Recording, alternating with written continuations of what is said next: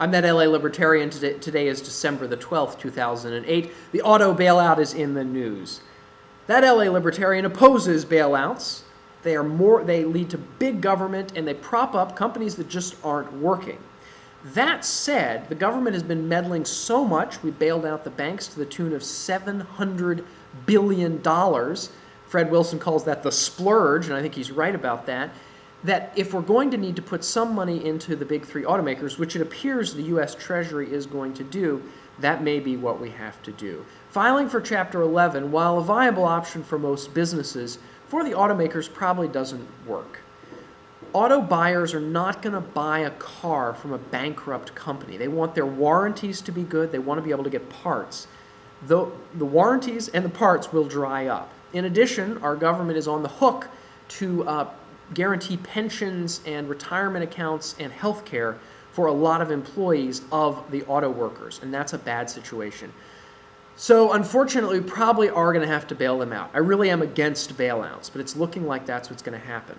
Here is my suggestion to the U.S. government and to the Obama-Bush administration that's sort of running the country right now. I think you should appoint Mitt Romney to be the auto czar. While I think czars in general are a bad idea, we saw how badly they worked in Russia. I mean, it led to the Soviet Union.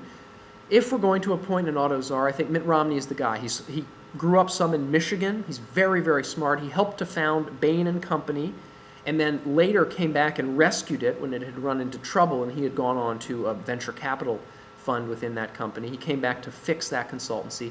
He famously turned around the Salt Lake City Olympics of the early 2000s, which were in very, very real trouble.